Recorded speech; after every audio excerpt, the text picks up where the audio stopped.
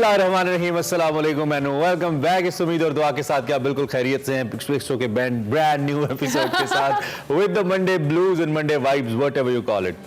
ये अमला हसन, ये है इमरान हसन। उम्मीद करती हूँ जी आप बिल्कुल ठीक ठाक होंगे, वीकेंड आपका ठीक गुजरा होगा और आपने बहुत खुशी गुजर गया वीकेंड। हाँ जी, रात को जो अच्छा खासा वीकेंड गुजरा, बहुत सारे लोगों का पाकिस्तान इंडिया का मैच था और मैच जिस सनसनीखेज मुकाबला जो हुआ है ना कल इंडिया पाकिस्तान का, मजा आ गया।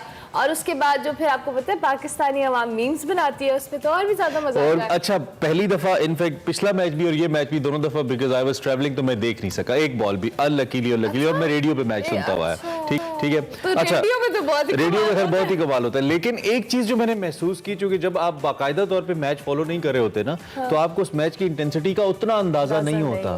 रात को जब मैंने लोगों को जश्न मनाते देखा, ऊपर नीचे सब पॉलिटिकल लीडरशिप ने ट्वीट्स की, हर तरफ से मुबारकबादें आई, तो मुझे पता लगा भाई ये तो कोई बहुत ही मतलब, आप सोचे दो बॉल्स पे 2 रन चाहिए हो तो क्या मुकाबले की वो एक थ्रिल होगा। और ये मनाजिर जो आप अपनी टीवी स्क्रीन पे देख रहे हैं, ड्रेसिंग रूम के मनाजिर है जहाँ पे सुख का सांस लिया जा रहा है, क्योंकि जिस हिसाब से कल पाकिस्तानी टीम ने बहुत अच्छा फाइट किया। एक चीज, सॉरी टू कट यू, मुझे जिसकी बड़ी खुशी हुई ना, जिस तरीके से शादाब, बाबर, मतलब ये सिर्फ हम नहीं अपने घरों में बैठ के जंपे लगा रहे होते चौके छक्कों के ऊपर, प्लेयर्स का भी यही हाल होता है और हमें बड़ा अच्छा लगा कि भाई जज्बे के साथ हमारे प्लेयर्स खेल रहे हैं। डेफिनेटली जो ग्राउंड में होते हैं और जो उस वक्त उनकी नर्व्स का हाल होता है, वो मनाजिर आप टीवी स्क्रीन पे तो देख रहे हैं, लेकिन कल जी पाकिस्तानी कौम का ब्लड प्रेशर, सांस, हार्ट रेट सब ऊपर नीचे होता रहा, क्योंकि कभी कोई मैच का रुख हो रहा था, एक पॉइंट पे आके लगता था कि भाई ये होने वाला है। तो ये जो थे ना, जो अर्शदीप इनका नाम है, अर्शदीप पाकिस्तान के 12वें खिलाड़ी, इन्होंने कल कैच ड्रॉप किया।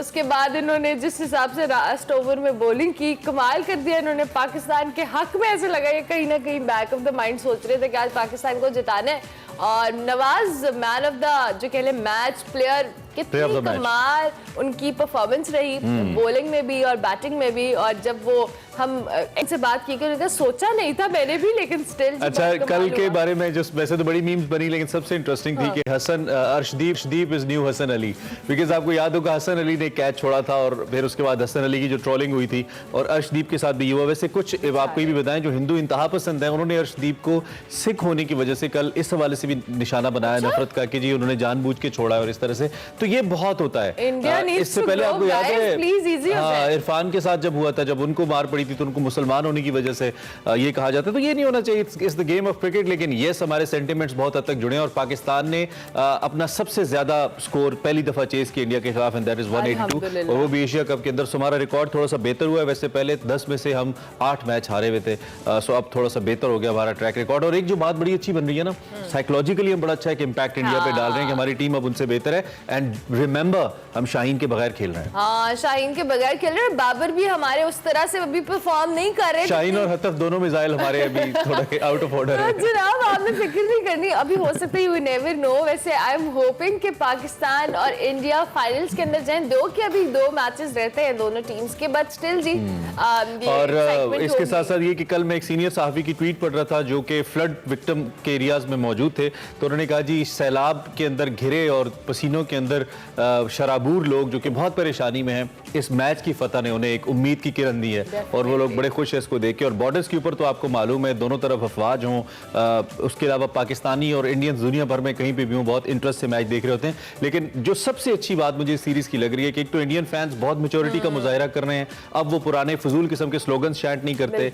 पाकिस्तानीज तो हैं ही हमेशा वेलकमिंग, यू नो, क्रिकेट को एंजॉय करते हैं। तो इस दफा थोड़ी सी उधर भी तब्दीली है जो हमें अच्छा लग रहा है और क्रिकेट जोड़ रही है लोगों को। This is the best thing that we can see. मैंने वीडियो भी देखी जिसमें एक इंडियन यूनिवर्सिटी के बच्चे थे वहां पर, वो मिक्स्ड और वो पाकिस्तानी टीम को सपोर्ट कर रहे थे। दैट वाज वेरी, यानी बहुत एक हार्ट वार्मिंग सा एक्सपीरियंस था मेरे लिए देखने कि अब शायद वो मैच्योरिटी नई जनरेशंस के अंदर आ रही है। एक्सेप्टेबिलिटी का एक फैक्टर भी है, दो कि कहीं पे इंतहा पसंद तो है, बट एक वीडियो वो भी मशहूर हुई थी ना जिसमें जो मियां थे वो पाकिस्तान को सपोर्ट करते और बीवी इंडियन थी। तो मैं कह रहा था कि कल उन मियां का क्या हाल हुआ होगा जब पाकिस्तान जीत गया। ये जो तो आप खातूने उर्मिया से ही जान सकते जो हैं खातूने खाना है उन्होंने तो मतलब अच्छा खासा उनका मूड ऑफ हो गया होगा। खैर it was such a good match जी, हाई स्कोरिंग मैच था और जब 182 का टारगेट था हमें लगा कि शायद पाकिस्तान के लिए थोड़ा मुश्किल हो और फिर बाबर की विकेट जब गिर गई, ओ एक और बड़ी अहम बात हुई ना कि बाबर आउट हो गए, हमने फिर भी चेस कर लिया, वही तो वरना हम मैंने सब भी कोलैप्स कर रहे बोला, थे। हमने बोला मैंने ओह। भी कि बाबर के बगैर भी बाबर You're right. फॉर्म में नहीं थे और उसके बावजूद हमने परफॉर्म किया, दैट वाज गुड। लेकिन चलें जी, इसमें आगे जाके भी हमने और बात करनी है पाकिस्तान इंडिया की। मैं इसी बात करके मुझे मजा नहीं आया। बस अब तीसरा आने वाला है। सो नाउ अभी हम फाइनल खेलेंगे बेस्ट ऑफ 3 का, एक वो जीते एक हम जीते। अब फाइनल में जो जीतेगा वो कप भी लेके आएगा। लेकिन great game team Pakistan and better luck next time India, हम ये भी कह देते हैं आपको। चले जनाब आगे बढ़ते हैं और अभी आपको बताते हैं आज की बड़ी खबर।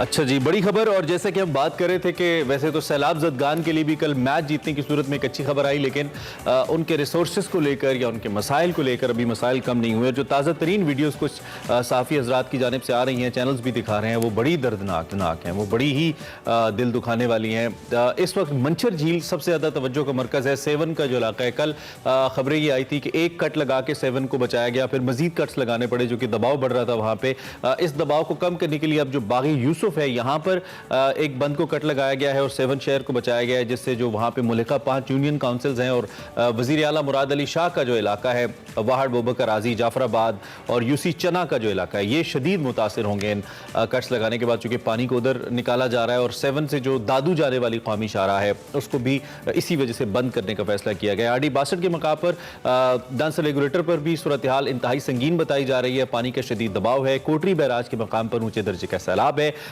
इसकी वजह से दर्जनों देहात डूबने की इतलात मौसूल हो रही हैं। दूसरी जानिब गुज़िश्ता रोज़ वज़ीर आला सिंध मुराद अली शाह साहब ने सेवन में जो RD 14 कट है यहाँ पे इस समेत मुख्तलिफ इलाकों का दौरा किया, सैलाबी सूरत हाल और इमदादी कामों का जायजा भी लिया।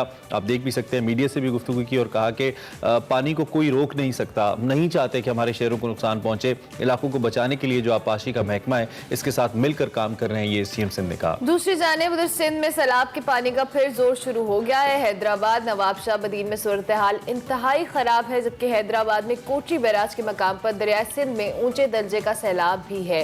100 से ज्यादा देहात ज़ेर आब आ गए हैं, जबकि नवाबशाह के करीब रेलवे ट्रैक भी डूब गया है। इस हवाले से हमारे नुमाइंदगान हमारे साथ मौजूद हैं, उन दोनों से बात कर लेते हैं। उसके साथ साथ इस खड़े पानी की वजह से जो वबाई जो अमराज हैं उनके फूटने के जो खदशात थे, उस हवाले से भी डॉक्टर जावेद अकरम हमारे साथ मौजूद होंगे। लेकिन उसके साथ साथ जी अगर हम थोड़ी सी बात करें, स्टार्ट में अपडेट ले लेते हैं। हाँ, अपडेट ले लेते हैं। और इसमें जो आपने मरज की बात की, इसमें मच्छरों मक्खियों की बहुतात, मलेरिया, गैस्ट्रो और कई ऐसे अमराज हैं जिसमें इजाफा हो रहा है। और इसमें जो Pakistan society of internal medicine है वो सरगर्म है और इन इलाकों में बीमारियों की रोकथाम के लिए काम भी करिए। हम इस पर भी बात करेंगे, इस पर बात करेंगे। आगाज में अपडेट ले लेते हैं। हमारे नुमाइंदगान अब्दुल्ला शेख जो कि हैदराबाद से ज्वाइन करेंगे, नजर अली जो कि सेवन से हमें ज्वाइन करेंगे। दोनों को खुश अभी अब्दुल्ला हमारे साथ मौजूद हैं। अब्दुल्ला, आपसे आगाज करते हैं, क्या सूरत हाल है इस वक्त मंजू झील में? किसी और मकाम पे आपने कल हमने देखा था कि कट लगाया गया था पानी के दबाव को कम करने के लिए, अभी ताज़ा तरीन सूरत हाल क्या है? देखिए, मंचर झील के हवाले से नजर अली पावर आपके साथ लाइन में मौजूद है, वो सूरत हाल बताएंगे कि इस वक्त मंचर झील की क्या है। मैं इस वक्त जो मौजूद हूँ वो दरिया सिंध कोटरी बैराज डाउन स्ट्रीम पर मौजूद हूँ। अच्छा। और आप मेरे अकब में भी देख सकती हैं कि इस वक्त जो है दरिया सिंध में अच्छा अब्दुल्ला प्लीज अपने माइक को करीब कर लीजिएगा, आपकी आवाज कम आ रही है, शायद हवा बहुत ज्यादा है। जी जी। मैंने आपको पहले भी बताया कि जो मंचर झील है उसके मुतालिक आपके साथ जी बिल्कुल मौजूद है, वो आपको वहाँ की ताज़ा तरीन सूरत हाल के मुतालिक बताएंगे। मैं जो इस वक्त मौजूद हूँ वो कोटरी बैराज दरिया सिंध कोटरी बैराज का डाउन स्ट्रीम है और आप देख सकते हैं कि इस वक्त इधर किस तरह पानी की रवानी चल रही है। कोटरी बैराज कंट्रोल रूम के मुताबिक इस वक्त जो कोटरी बैराज डाउन स्ट्रीम और अप स्ट्रीम पर जो है ऊंचे दर्जे का सैलाब है। कोटरी बैराज पर जो सैलाब की दर्जाबंदी है वो 5 दर्जाबंदी है, नॉर्मल, मीडियम, लो, हाई, सुपर हाई और इतना सुपर फ्लड। इस वक्त जो है दरिया सिंध कोटरी बैराज के मुकाम पर ऊंचे दर्जे का सैलाब है। और आज जो इस वक्त जो है इधर पानी का जो बहाव है 5,99,000 और डाउन स्ट्रीम पर इसी तरह जो पानी का अखराज है वो 5,84,000 क्यूसेक है। जहाँ तक सैलाबी रेले गुजरने से होने वाले नुकसान की बात की जाए तो कोटरी बैराज से लेकर डाउन स्ट्रीम टंडो मोहम्मद खान तक ये तकरीबन 28 किलोमीटर का इलाका बनता है, जिसमें से बेशतर इलाका जो है बंदों पर मुश्तमिल है, लेकिन बंदों के अंदर कई आबादी हैं। इसी तरह जो कच्चे का इलाका है वहाँ दर्जनों देहात है। हम कल एक गुलशा कॉलोनी में शेरिश नगर बचाव बंद के मुकाम पर गुलशा कॉलोनी है, जहाँ पर तकरीबन 500 से 800 के दरमियान कच्चे पक्के घर है, और जब ये सैलाबी रेला जब गुजर रहा है तो उसकी वजह से तकरीबन 500 से ज़ायद घरों में जो है सैलाबी पानी दाखिल हो गया। और उधर सूरत हाल ये कि जो सैलाबी पानी की मिकदार इतनी है कि कई घर उस सैलाबी पानी के अंदर छुप गए हैं। जब अच्छा। आप लतीफाबाद बचाव बंद के अख्ताम पर जब आप कच्चे के इलाके में पहुंचते हैं तो यहाँ पर कई कदीम देहात मौजूद है। इसमें अब्दुल्ला एक बात ये बता दीजिए जो बड़ी पॉइंट है वो ये है कि क्या इन सभी आबादियों में से लोगों को विकेट कर लिया गया है, खाली करा ली गई हैं आबादियां, या वहां पे खुदा ना खास्ता कुछ लोग फंसे तो नहीं हैं अभी तक? अच्छा, ये जो आबादियां हैं वो बरसों से कायम है, दरियाई सिंध के अंदर कायम है, बचाव बंद के अंदर कायम है, कच्चे के इलाके में कायम है। तो यहाँ के लोग इस पानी के आदी हैं। जब पानी बढ़ता है तो यहाँ के लोग इधर से नकल मकानी करके बंदों के ऊपर मुंतकिल हो जाते हैं, या इसके साथ साथ जो दीगर महफूज इलाकों में जो उनके रिश्तेदार या अकारिब उनके घरों पर मुंतकिल हो जाते हैं। जब शेरिश नगर बचाव बंद हम गए तो वहाँ हमने देखा कि जो वहाँ के मकीनों की जो अक्सरियत थी वो अस खुद उस पानी से निकल कर बचाव बंद के मुकाम पर जो ऊंचे मुकाम पर है वहाँ पर मुंतकिल हो गई थी, लेकिन सूरत हाल उनकी कुछ ज्यादा अच्छी ठीक है, सूरत हाल कुछ ज्यादा अच्छी नहीं है। अब्दुल्ला आप हमारे साथ ही मौजूद रहिएगा, नजर अली भी हमारे साथ मौजूद है, उनसे भी हम बात कर लेते हैं। बहुत शुक्रिया नजर। ऑब्वियसली इस वक्त मंचर झील में सूरत हाल हम आपसे जरूर जानना चाहेंगे, क्या सूरत हाल है? ताज़ा तरीन जो कट लगाया गया था उससे क्या पानी का दबाव कम हुआ है, और इर्द गिर्द की जो आबादियां हैं उनके हवाले से क्या अपडेट है आपके पास? जी बिल्कुल, मंसूर को जो गुज़श्ता रोज कट दिया गया था इसका कोई फायदा तो नहीं हुआ है, लेकिन जो सेवन बचा बंद पर दबाव था पानी का वो आस्ता आस्ता कम होना शुरू हो गया है। मैं आपको बताता चलूं कि मंसूर झील की सतह में गुज़श्ता 24 घंटे यानी कि कट के बाद 5-5.5 इंच का इजाफा हुआ है। कभी कोई भी मंसूर झील में नहीं है, मुसलसल इजाफा हो रहा है।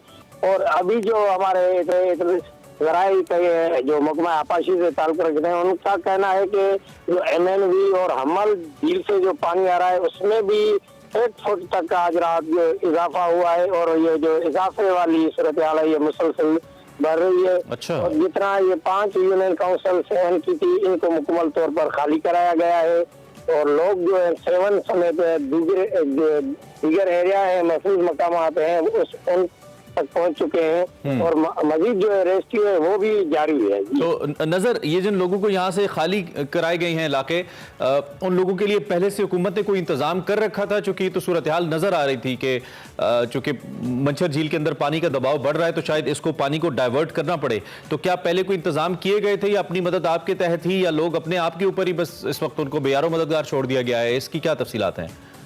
जी बिल्कुल, लोग जो हैं बेयारो मददगार हैं, ये CM साहब का अपना हल्का है। अच्छा। सिर्फ डिप्टी कमिश्नर जानशोरों ने रात के 9-9:30 बजे रात को इलाका खाली करने के ऐलानात कराए, और रेस्क्यू के लिए कोई खास नहीं थी। जो मनपसंद लोग थे, जो सिफारशी लोग थे, उनको रेस्क्यू के लिए गाड़ियां वगैरह भेजी गई। ताहम जो गरीब लोग हैं, बेचारे लोग थे, वो अभी तक परेशान है। कहीं भी सिंध हुकूमत की जानिब से सेवन में रिलीफ कैंप नहीं है। अभी तक लोग जो है सड़कों और जो बचा बंद है इनके किनारों पे बेयारो मददगार बैठे हुए हैं, कोई भी रिलीफ नहीं दिया जा रहा है। और एक मुख्तसर नजर ये भी बता दें, क्या खतरा मुकम्मल तौर पे मंचर झील के खुदा न खास्ता सेवन की जानिब टूटने का टल चुका है खतरा, या अभी तक मौजूद है? आपकी महकमा आपाशी से बात हुई हो? जी बिल्कुल, मैं आपको बताऊं कि सेवन एक सिटी है, उसके अलावा सेवन की तहसील है जो ये 5 यूनियन काउंसिल है, उनको तो 100% अभी भी खतरा लायक है। अच्छा भी है, अभी भी कहीं से अगर ठीक है, खतरा भी लाहक है, अभी तक मुकम्मल तौर पर टला नहीं है। बहुत शुक्रिया नजर आपका भी, अब्दुल्ला आपका भी, कि आप दोनों हमें अपडेट कर रहे थे। अब्दुल्ला आप हमारे साथ ही मौजूद रहिएगा, नजर का हम शुक्रिया अदा करेंगे। लेकिन दूसरी जानिब हम सैलाब की तबाहकारियों के हवाले से बात कर रहे हैं। कीचड़ और गंदगी के बायस जो वबाई अमराज हैं वो भी फूटने लगे हैं। मच्छरों और मक्खियों की बहुतात है, मलेरिया गैस्ट्रो के मरीजों में भी इजाफा हो रहा है। ऐसे में Pakistan society of internal medicine सरगर्म है और सैलाब ज़दा इलाकों में बीमारियों की रोकथाम के लिए काम करी है। रिहायशियों को वबाई अमराज से महफूज रखने के लिए हंगामी इकदाम करने की अशद ज़रूरत है, क्योंकि ये तबाही जो अकेले हुकूमत हुकूमत के लिए निपटना आसान नहीं है, बल्कि Pakistan society of internal medicine ने आपकी बस्ती के नाम से एक प्रोग्राम शुरू किया है, जिसमें वो जनूबी पंजाब के जो सैलाब से मुतासरा इलाके हैं उसमें बेघर होने वाले खानदानों के लिए 500 पक्के घर बनाकर देगी और उनका आज़्म है कि हर घर में अहले खाना के गुजर बसर के लिए एक भैंस भी फराहम की जाएगी। क्योंकि 2010 के सैलाब में बात करें तब भी सोसाइटी के सदर डॉक्टर जावेद अकरम जो भी हमारे साथ मौजूद हैं, उन्होंने इस हवाले से काफ़ी काम किया था और 80 बेघर खानदानों को 80 कमराजात का सामान भी मुहैया किया गया था और वहाँ के लोगों ने इस बस्ती का नाम बस्ती डॉक्टर जावेद अकरम भी रखा था। इस हवाले से मज़ीद डॉक्टर साहब से बात जी डॉक्टर साहब बहुत शुक्रिया। हम तो आपका एक रूप जानते थे बतौर हेल्थ प्रोफेशनल, लेकिन ये आपका जो दूसरा रूप हमारे सामने आया ये बहुत ही काबिल सताइश है। अल्लाह आपकी इस एफर्ट को कबूल फरमाए, बहुत ही ज़बरदस्त है। एक तो आपको खिराज तहसीन है, इस हवाले से हम इन डिटेल्स इस पे आएंगे, लेकिन सबसे पहले चूंकि बीइंग डॉक्टर मैं आपकी राय लेना चाहता हूँ। इस वक्त सूरत हाल बड़ी वल्नरेबल है और आप चूंकि उन इलाकों में जाके खुद काम करते रहे हैं, कर रहे हैं, तो ये जो वबाई अमराज की सूरत हाल है डॉक्टर साहब, पहले मैं चाहूँगा इस पर ज़रा आप अपना तज्ज़िया हमारे सामने रखें। ये किधर जा रही है, इस वक्त क्या सिचुएशन है और मज़ीद कहाँ तक खुदा न खास्ता बिगड़ सकती है ये सूरत हाल? देखें, ये मुख्तलिफ मुल्क में मुख्तलिफ इस वक्त सिचुएशंस हैं। अगर आप नॉर्थ में देखें जहाँ से ये फ्लड्स वगैरह शुरू हुए, क्योंकि दरिया ज़ाहिर है वहीं से आते हैं, तो उस वक्त वहाँ पे इमीडिएटली रेस्क्यू, रिलीफ और फिर अब रिहैबिलिटेशन की स्टेज में है। साउथ पंजाब भी इसी तरह, भी मैं वहीं हूँ, तो वो भी अब रेस्क्यू और रिलीफ किससे निकला है, अब रिहैबिलिटेशन की स्टेज में है। जाहिर है सिंध अभी इस स्टेज पे नहीं पहुंचा अनफॉर्चुनेटली, वो अभी उनको रेस्क्यू की ज़रूरत है और रिलीफ की ज़रूरत है, खाने की और फिर रिहैबिलिटेशन की। अब प्रॉब्लम के दे जो फ्लड आया, इसकी वजह से पब्लिक हेल्थ इंफ्रास्ट्रक्चर यानी कि साफ पानी का जो निज़ाम और सीवरेज का निज़ाम और खुराक का निज़ाम और शेल्टर का निज़ाम, ये सब तहस नहस उसने कर दिया। बहुत सारी इधर बस्तियां हैं जहाँ पे इस वक्त हम हैं, ये तौनसा से आगे बस्ती है वहावा। अब इस बस्ती की मसला ये हुआ कि इधर जब पानी रात को आया 11 बजे, तो उसके साथ कोई तकरीबन 40 फीट 30 to 40 फीट मड आ गया। अच्छा। तो पुल उसमें दब गई। फॉर्चुनेटली कोई जानी नुकसान नहीं हुआ, लेकिन बस्ती अभी भी दबी हुई है बिल्कुल, और जाहिर है कि उसमें उनकी कीमती अशिया, दवाइयाँ, हर चीज़ उसमें दब गई। कोई इधर पानी पीने के नाम की कोई चीज़ नहीं है, कोई टॉयलेट नहीं है, तो ऑब्वियसली पानी खड़ा भी है कहीं हद तक। तो ये वाटर बॉर्न डिजीजेज, क्योंकि लोग मजबूर हैं गंदा पानी पीने पे, और इसको पानी को उबालने का भी कोई सिलसिला नहीं है, तो आप ये समझें कि बिल्कुल एक जंगल बन गया है। तो इसलिए वहाँ तो ये सूरत हाल है। इसके बिल्कुल करीब एक और बस्ती है, उसमें बिल्कुल उल्ट हुआ है। उसकी बस्ती की पूरी की बस्ती तकरीबन 80% कट गई है पानी से, और उनका घर तो बनाने की हम कोशिश कर रहे हैं, लेकिन उनके पास ज़मीन ही नहीं है, उनकी ज़मीन भी दरियाबुर्द हो गई है। तो अब जहाँ पे ज़मीन नहीं है, उनको पहली चीज़ तो ये होगी कि ज़मीन खरीद के दी जाए और फिर उसके ऊपर उनके घर बनाए जाएं। जो ज़्यादातर घर हमने देखे हैं वो इतने महंगे उनकी कंस्ट्रक्शन नहीं होगी, एक्सेप्ट फॉर ये बस्ती जहाँ पे हमें लैंड खरीदनी पड़ेगी। अच्छा।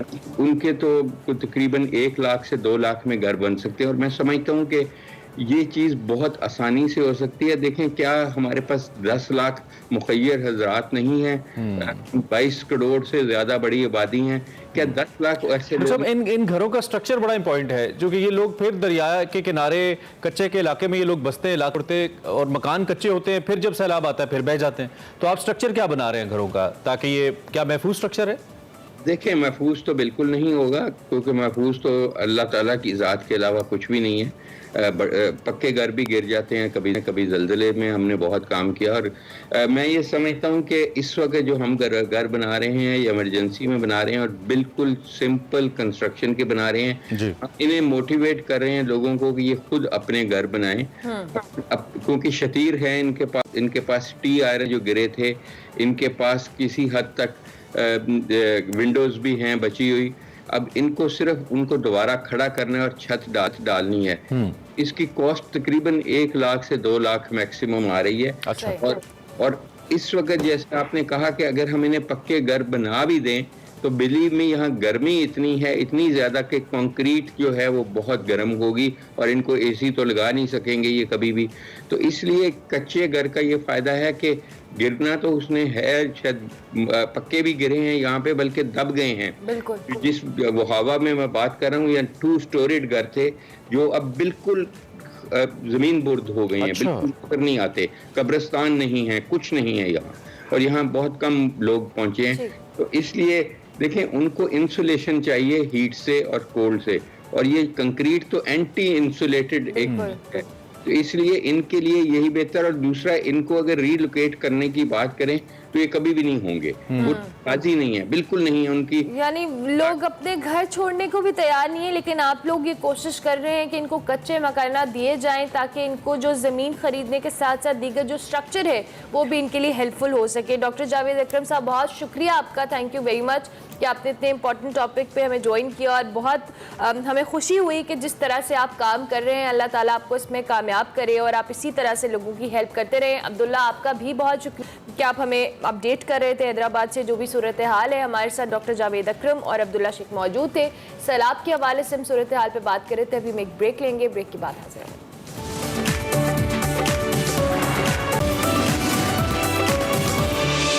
Welcome back to Expresso. कुछ महंगाई और इन्फ्लेशन की बात कर लेते हैं। It's very important to discuss because महंगाई इस वक्त जो मुल्की तारीख है उसकी बुलंद तरीन सतह पर है। 47 साल रिकॉर्ड रिपोर्टेडली टूट चुका है। इदारा शुमारियात के मुताबिक मई 1975 के बाद अफरात ज़र की ये सबसे ज़्यादा शरह है अगस्त 2022 में, जो कि रिकॉर्ड की गई है। मुल्क में हर तरफ हमें मालूम है फ्लड्स हैं, पानी ही पानी है। मुल्की मईशत पर सैलाब बुरे बल्कि इंतहाई बदतरीन असरात डाल रहे हैं, और दूसरी जानिब सैलाब के बायस जो महंगाई की शरह है वो 24 से 26% तक रहने का इम्कान मौजूद है। ये होशरुबा महंगाई है। बिजली के बिल हैं, ईंधन की बुलंद कीमतें हैं जो मजीद ऊपर जा रही हैं। प्याज की कीमतों में 90% इजाफा हुआ है। घी, कुकिंग ऑयल की कीमतें आसमान से बातें कर रही हैं। रिपोर्टेडली 81% इसमें भी इजाफा हुआ है, 81%। दूसरी जानब जो शाय खोरनोश की कीमतें हैं वो हुकूमत के बस से बाहर हैं, हुकूमत उनको कंट्रोल नहीं कर पा रही। स्टेट बैंक के मुताबिक 2010 के सैलाब की वजह से पाकिस्तान के जो 78 अजला हैं ये मुतासिर हुए हैं, जबकि अब की बार 118 से ज़ायद अजला ये सैलाब से मुतासिर हुए। इससे पहले की निस्बत कहना चाहिए कि तकरीबन डबल इम्पैक्ट है इसका, और महंगाई की शरह में भी इजाफे का खदशा मौजूद है। और अगर हम इक़्तिसादी शरह तरक्की की बात करते हैं तो ये 2% तक कम हो सकती है due to this flood situation. दूसरी जानिब बात करें ज़राए के मुताबिक सैलाब की तबाही के बाद पाकिस्तान ने IMF से एक और कर्ज हासिल करने की तैयारियां भी शुरू कर दी हैं, और IMF ने इस हवाले से मजीद शराइत भी रख दी हैं जिससे महंगाई का एक नया तूफान भी आएगा एक्सपेक्टेड। ऐसी सारी सूरत हाल पर बात करेंगे। डॉक्टर सलमान हसन मौजूद हैं, माहिर मौशी अमूर, उनको हम खुशामदीद कहेंगे। बहुत शुक्रिया सलमान साहब कि आपने हमें ज्वाइन किया। सर, सबसे पहले तो ये उस सैलाब की सूरत हाल है। ऑब्वियसली अभी पूरा मुल्क एक एक मुश्किल वक्त से गुजर रहा है, लेकिन इस सूरत हाल में हमारी मईशत पे, चूँकि हम एक बेहतरी की तरफ आने के हवाले से बात कर रहे थे, IMF ने जो मामलात हमारे सेटल हो गए थे, लेकिन अब ये जो सैलाब से हमारी मईशत को नुकसान पहुंचा है, जो अभी तखमीना या अंदाज़ा लगाया जा रहा है उससे कहीं ज़्यादा है, और मौजूदा हालात में महंगाई भी हमारे सामने है। किस तरह से देखते हैं आप इस ओवरऑल सूरत हाल को? देखिए, एक तो ये है कि अब पाकिस्तान में सैलाब जो है तकरीबन हर 5-6 साल के बाद छोटा बड़ा सैलाब आता है, और इस दफ़ा तो ये हिस्ट्री में सबसे बड़ा सैलाब है। और इस वक्त साउथ पंजाब, बलूचिस्तान और सिंध की तरफ ज़्यादा पानी आया है, क्योंकि बारिशें भी हुई हैं और उसके साथ साथ फिर दरियाओं में भी पानी ज़्यादा है।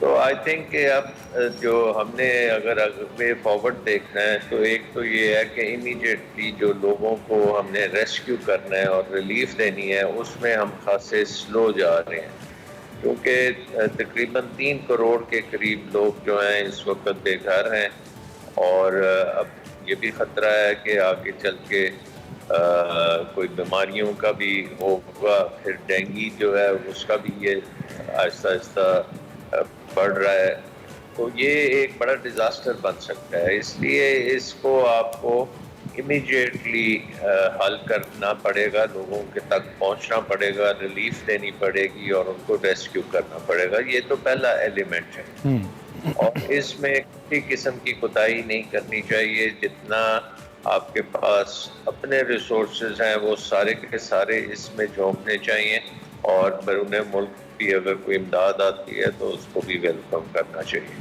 सही सही। उसके बाद जो नेक्स्ट फेज है इसका वो है रिहेबिलिटेशन का।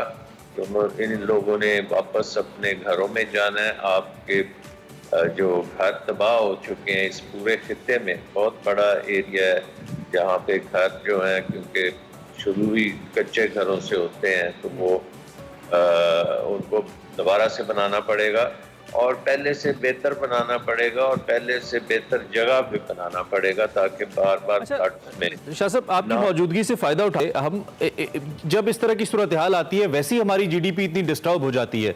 2010 के सुपर फ्लड्स का भी हम जिक्र करें, उसकी तो इंटेंसिटी उस सिटी उससे बहुत ज्यादा है। तो बजाय इसके कि हम कुछ इस तरह की, क्योंकि अगर ऐसा कोई भी डिजास्टर अगर वेस्टर्न वर्ल्ड में किसी मुल्क में आए, कोई सैलाब ज़लज़ला आ जाए, तो पूरी यूरोपियन कम्युनिटी वेस्टर्न वर्ल्ड इकट्ठी हो जाती है और हर किस्म की इमदाद इवन डेवलपिंग कंट्रीज को भी दी जाती है जिसको शायद जरूरत ना भी हो।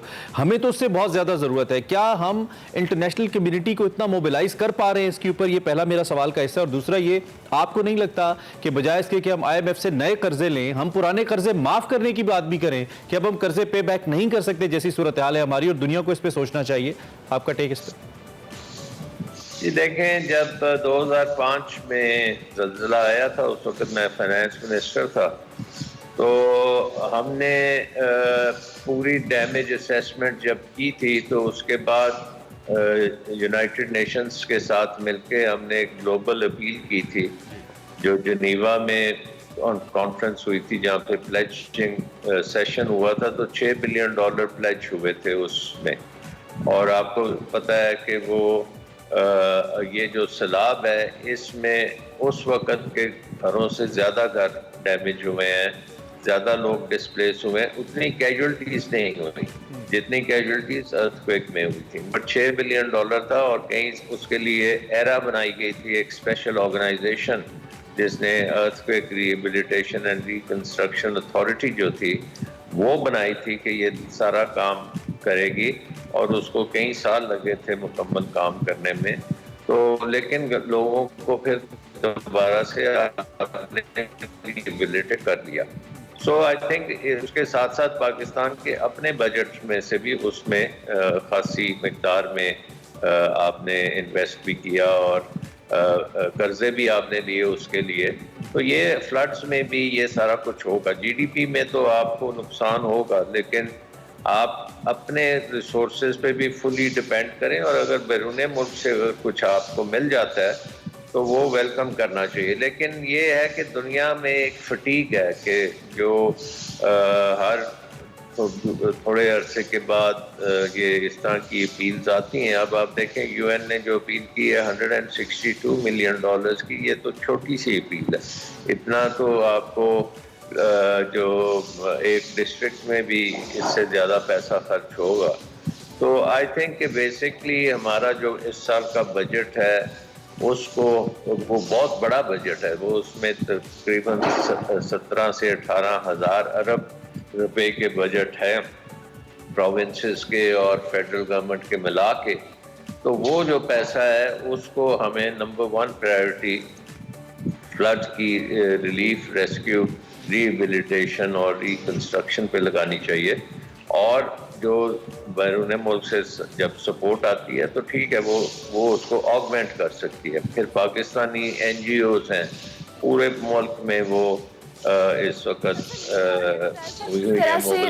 मोबिलाइज किया जा सकता है। लेकिन दूसरी जानिब, एक तरफ तो ये हम सैलाब से जो ओवरऑल सिचुएशन बहुत बुरी देख रहे हैं, IMF से मामला भी हैं, मईशत को नुकसान भी पहुंचे। दूसरी जानिब ये जो महंगाई वाला एलिमेंट है, ये एक सैलाबज़दा इलाकों से लेकर ये पूरे पाकिस्तान पे डेफिनेटली इम्पैक्ट डालेगा। बहुत सारी ज़रूरी फसल तबाह हुई है, ओवरऑल वैसे मामलात बड़े ख़राब हुए हैं। तो इस महंगाई के इम्पैक्ट को कंट्रोल में करने के लिए हुकूमत को क्या इक़दाम करने होंगे, क्योंकि इसका डायरेक्टली ताल्लुक आम आवाम से है? देखिए, ये क्योंकि सप्लाई साइड डिस्ट्रप्शन की वजह से जो इस वक्त अनयूजुअल फूड इन्फ्लेशन है वो सप्लाई साइड डिस्ट्रप्शन की वजह से है। वैसे भी पूरी दुनिया में फूड चेन्स जो हैं वो अफेक्ट हुई थी यूक्रेन की जंग की वजह से, बट अब हमारे मुल्क में इन्फ्लेशन उससे भी ऊपर चली गई है और फ्लड का एलिमेंट जैसे आपने खुद ही बताया वो भी इसमें आ गया। तो आई थिंक इसमें हमने भी अर्थक्वेक के ज़माने में हमने फूड आइटम्स जो थे वो इंडिया से ट्रेड हमने खोल दी थी और वहाँ से आने शुरू हो गए थे, उससे खासा फ़र्क पड़ता है। अब बहुत से लोग ये भी कहते हैं कि जी इंडिया के साथ हमें नहीं करना चाहिए क्योंकि कश्मीर की वजह से, तो वो एक अच्छा आर्ग्यूमेंट है, लेकिन मैं ये कहता हूँ कि ये टैक्टिकल ट्रेड करने में कोई हर्ज नहीं है। ये फूड आइटम्स हैं, इसमें कोई स्ट्रेटेजिक किस्म की एलिमेंट ठीक है, नहीं आप है। कह रहे हैं कि हम जो अगर बड़ी ट्रेड में होता ठीक है पड़ोसी ममालिक के साथ भी हम इंक्लूडिंग भारत अगर आप कहते हैं हम ट्रेड करते हैं और खासतौर पे फूड आइटम्स की, तो उसमें कोई मजायका नहीं है, ये आप कह रहे हैं? जी, क्योंकि देखें हमारे नज़दीक है, वहाँ से आप फूड आइटम्स मंगा सकते हैं। ठीक, उससे ये नहीं है कि कोई हमारी ठीक है डॉक्टर साहब, वक्त हमारा खत्म हो गया, बहुत शुक्रिया, थैंक यू वेरी मच, आपने हमें ज्वाइन किया, अपना तजिया हमारे सामने रखा। यकीनी तौर पे इमरजेंसी सूरत हाल है और इमरजेंसी सूरत हाल में जब लोगों की ज़िंदगी दाव पर है तो मेरे ख्याल में इस किस्म के फैसले लेने में कोई हर्ज नहीं है। बट लेट्स सी क्या सूरत हाल सामने आती है। बहुत ख़तरनाक सूरत हाल है, एक जानब सैलाब है, दूसरी जानब इटसेल्फ इन्फ्लेशन बहुत ज़्यादा है। मेरे ख्याल में पाकिस्तानी हुकूमत को, इंटरनेशनल कम्युनिटी को मज़ीद मोबिलाइज करना चाहिए कि वो हमें थोड़ा रिलीफ दे कर्जों को लेकर, ताकि हम बेहतर इस सूरत हाल से निपट पाएँ। वो एक ब्रेक लेते हैं, ब्रेक के बाद वापस आते हैं। आप एक्सप्रेसो देख रहे हैं, एक ताज़ा तरीन अपडेट हमें मौसूल हो रही है जो कि आपको बताना ज़रूरी है। इस वक्त ये मनाजिर आपको दिखा रहे हैं जिन्ना अस्पताल लाहौर के, जिसके ग्राउंड फ्लोर पे आग लग गई है। अब से कुछ देर पहले ये इतलात मौसूल हुई हैं, अब से कुछ देर पहले के ही मनाजिर हैं जो आप तक पहुंचा रहे हैं। जिन्ना हॉस्पिटल लाहौर जो कि बड़ा मारूफ हॉस्पिटल है, यहाँ पे ग्राउंड फ्लोर पर अचानक आग भड़क उठी है, वजूहात अभी मालूम नहीं हुई हैं। ताज़ा तरीन इतलात के मुताबिक यहाँ पे रेस्क्यू जो एहलकार है वो पहुँच चुके हैं और इदारे रेस्क्यू करना शुरू हो चुके हैं। जो मरीज़ यहाँ पे मौजूद थे या दीगर अफराद जो मौजूद थे इतलात के मुताबिक, उनको यहाँ से निकाल लिया गया है। अभी तक किसी जानी नुकसान की इतला तो नहीं मिली, ताहम इसका तयन करना बाकी है कि क्या यहाँ पे अंदर खुदा न खास्ता कोई शख्स मौजूद तो नहीं है। आप देख भी सकते हैं रेस्क्यू 1112, फायर ब्रिगेड और दीगर इदारे इस वक्त यहाँ पे मौजूद हैं और ये मनाजिर अब से कुछ देर पहले के हैं। जिन्ना अस्पताल लाहौर में आतिशज़दगी हुई है, आग लग गई है और यहाँ पे इस वक्त रेस्क्यू का जो अमल है वो जारी है। इस हवाले से मजीद आपको अपडेट करते रहेंगे, आगे बढ़ेंगे, अभी आपको बताएंगे। और अपना जो सेगमेंट है देसी फूड, जिसमें फरियाल राना आज कहीं गई हैं, हमें कुछ खिला रही हैं दही भले सुबह सुबह। देखते हैं आज का देसी फूड।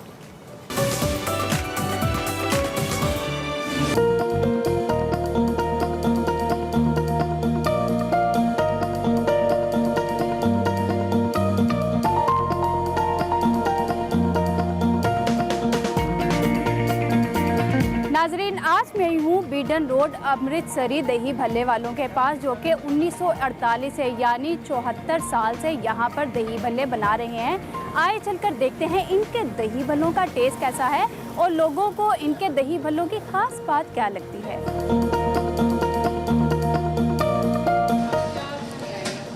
हम ज़्यादा इधर ये शौक़ से खाने आते हैं। क्रीम भल्ले हो गए और इनकी जो सबसे अच्छी डिश ज़्यादा लगती है वो चने चाट है।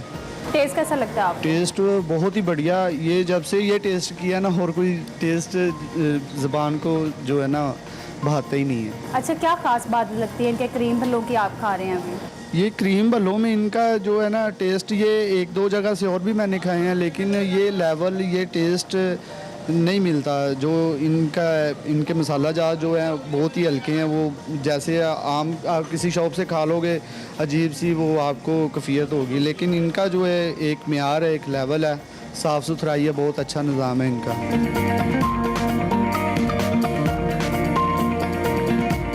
खास बात क्या लगती है इनके दही भल्लों? खास बात असल में ये है कि मुझे इनके टेस्ट के अलावा कहीं और जो है ना मज़ा नहीं आया, क्योंकि इनके भल्लों में भी मटन यूज़ करते हैं। कोई ऐसा भी इनका जो है ना रेसिपी है, तो बड़ा अच्छा इनका टेस्ट है।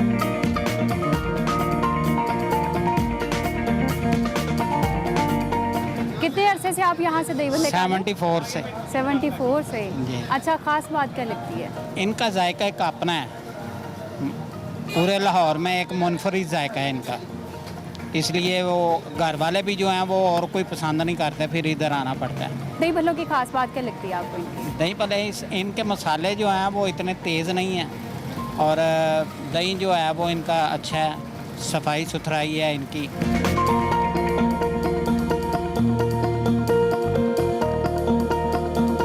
हमारे साथ मौजूद है यहाँ के ऑनर मोहम्मद नवाज साहब। आप मुझे बताएं कितने अरसे से ये काम कर रहे हैं और सबसे पहले किसने काम शुरू किया था? ये सबसे पहले मेरे वालिद साहब ने ये काम किया था शुरू, तो हम सन 48 से काम कर रहे हैं ये। तो कितनी किस्म के दही भल्ले लगाते हैं आप? हमारे पास दही भल्ले भी हैं और क्रीम वाले भल्ले भी हैं और हमारे पास मटन भल्ले भी हैं, हमारे पास फ्रूट चाट भी है, आलू चने भी हैं और क्रीम चाट भी है। आप कितनी किस्म की फ्रूट चाट बनाते हैं? फ्रूट चाट 2 किस्म की बनती है, एक सादी फ्रूट चाट एक खट्टे वाली और एक क्रीम वाली चाट होती है। और फ्रूट चाट की खास बात क्या है? फ्रूट चाट जो है उसमें खट्टा होता है, वो लेडीज़ ज़्यादा पसंद करती हैं। लोग ज्यादातर क्या खाना पसंद करते हैं? दही भल्ले और क्रीम भल्ले की, क्रीम चाट की। अच्छा, और इसकी खास बात क्या है?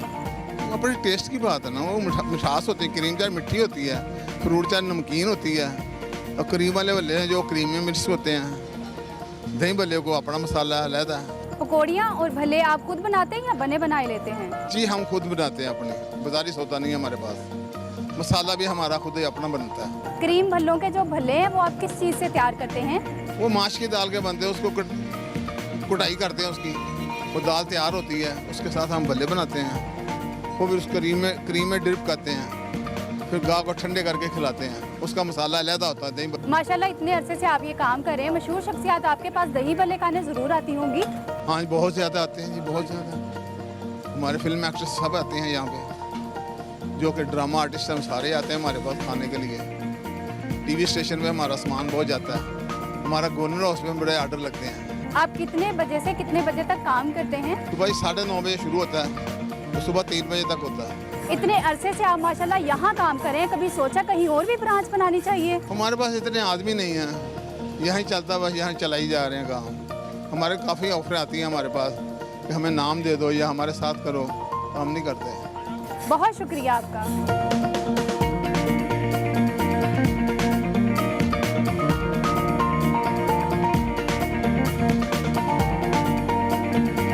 नाजरीन, मेरे लिए क्रीमी फ्रूट चाट और दही भल्ले आ चुके हैं, इसको ट्राई करते हैं।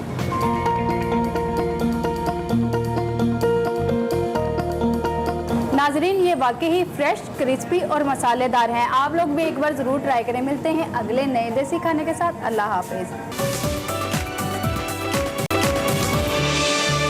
Welcome back to Expresso. Break के बाद हाजिर हो चुके हैं और प्रोग्राम के दूसरे हिस्से में आपको खुशामदीद करें। तो वक्त हुआ चाहता है सेगमेंट निकले तेरी तलाश में। किताब है चित्राल दास्तान। आज जिक्र है कहां का और कैसा, देखते हैं।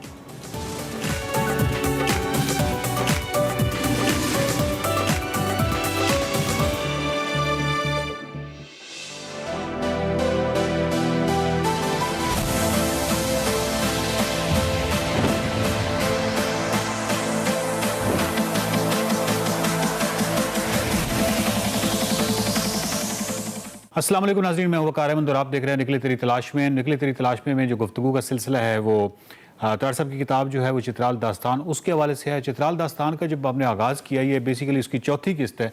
पहली 3 किस्तों में चित्राल का जिक्र आप पार्शली इस तरह कह सकते हैं कि जो हमारी बिल्कुल पहली किस्त थी उसमें हमने चित्राल का जिक्र त्रिश मीर के हवाले से किया था। वो पूरी की पूरी एपिसोड त्रिश मीर के हवाले से थी, लेकिन उसके अगली जो 2 एक साथ आई वो गिज़र के हवाले से थी। उसकी वजह यह है क्योंकि तार साहब ने जो सफ़र इख्तियार किया वो गिलगित से इख्तियार किया, चित्राल गए, तो जो शुरू के चंद अबवाब हैं वो हैं ही गिज़र से मुतल्लिका। और 30 साल पहले क्योंकि उन्होंने गिज़र का ये सफ़र किया था और आज का गिज़र यकीनन मुख्तलिफ होगा, इसलिए गिज़र पे बात करना ज़रूरी थी। और जो हमारी पिछली किस्त थी उसमें हम शंदूर की टॉप पे थे।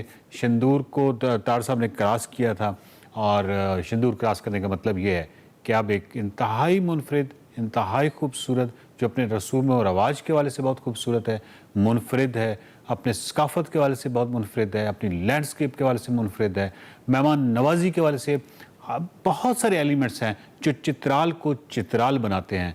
तो अब हम बात जो है वो आगाज़ करते हैं चित्राल दास्तान का और हम चित्राल में दाखिल हो चुके हैं। तो तार साहब, चित्राल में एक तो हम दाखिल हो चुके हैं और आप शंदूर से आप दूसरी तरफ उतरते हैं। तो आपका जो ड्राइवर है गाजी, वो वहाँ पे एक बात करता है अपनी सादगी में, जो बड़ी खूबसूरत जो उनकी एक सादा ज़ुबान होती है, उसमें वो बात करता है कि गिलगित और चित्राल जो हैं ये 2 अलग मुल्क हैं। तो जब आप क्या उतरते ही, यानी शंदूर से उतरते ही आपको एहसास हो गया था कि ये दो अलग मुल्क हैं, यानी लैंडस्केप के हवाले से या किसी भी हवाले से, तो ये फ़र्क किन किन हवालों से, अगर तो ये फ़र्क था तो ये किन किन हवालों से था जो आपने महसूस किया? ये वहाँ पे उतरते ही ना शंदूर से हो जाता है। जी जी। क्योंकि डस्ट शुरू हो जाती। गिलगित से लेके यहाँ तक शंदूर तक कोई डस्ट नहीं है। कुछ एक्सेप्शन है, अदरवाइज टोटली ग्रीन। आप भी गए हुए हैं, दरिया है। ये निस्बतन जब दूसरी तरफ आते हैं चित्राल इज ड्राई। कुछ लोगों को इसलिए मायूसी होती है कि क्योंकि वहाँ से बहुत ज़्यादा कंट्रास्ट है। दे आर डिफरेंट रियासतें और डिफरेंट क्लाइमेट, लेकिन इसमें जो है चट्टानों की खूबसूरती, उसमें हैबत जो है, खूबसूरती एक किस्म की तो नहीं ना होती, मुख्तलिफ उसके मज़ाहिर होते हैं पहाड़ों में। कहीं उनकी चट्टानें खूबसूरत हैं, कहीं उनके बर्फ़ खूबसूरत है, कहीं उनकी बात वगैरह वगैरह। चुनाचे जब चित्राल में उतरते हैं, और गर्मी भी एकदम गर्मी थोड़ी सी आपको ज़्यादा महसूस होती, और डेसोलेशन, तो वो थोड़ा सा अजीब सा लगा। और हम गए, वो कौन सा नीचे उतर गई, हाँ सरदासपुर गए, वहाँ वो मैंने लिखा हुआ है, वो तफसील में क्या जाना। बड़े अच्छे से हवालदार साहब, उन्होंने मेहमान खाना खोला और बहुत अपने पुराने किले में उन्होंने हमारी दावत की। तो लासपुर में सर आप हरचीन में आपने क्याम किया है और हरचीन के लोग आज भी आपको याद करते हैं, तो अब आपको हरचीन कैसा लगा? हरचीन की हरावल कैसी लगी?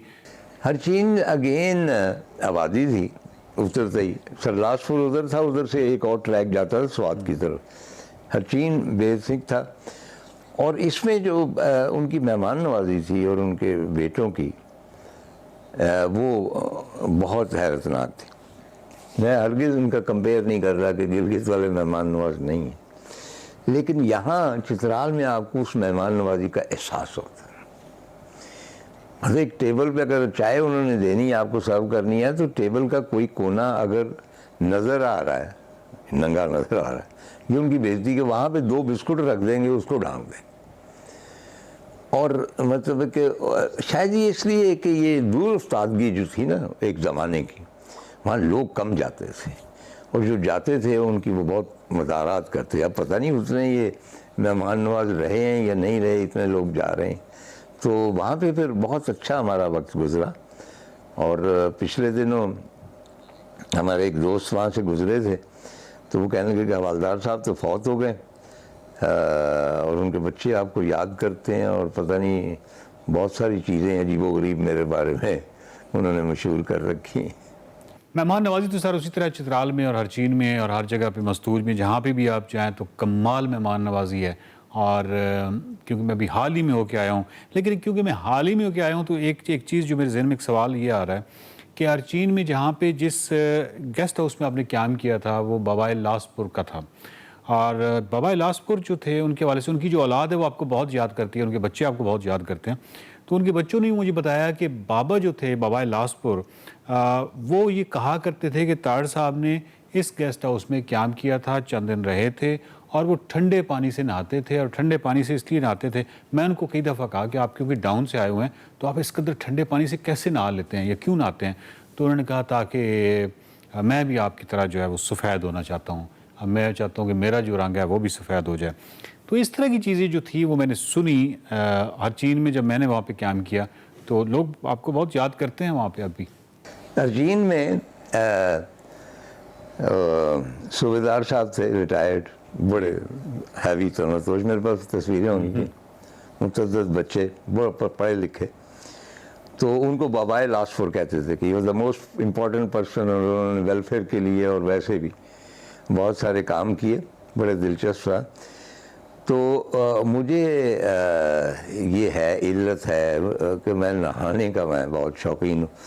मतलब है कि चाहे कितनी सर्दी हो, K2 के बेस कैंप के ज़रा करीब पहुँच कर भी मैं नहाया, अगरचे मैं कुल्फ़ी हो गया, लेकिन ये मेरी सरिश्त में शामिल है, मेरा दरिया चनाब की वजह से।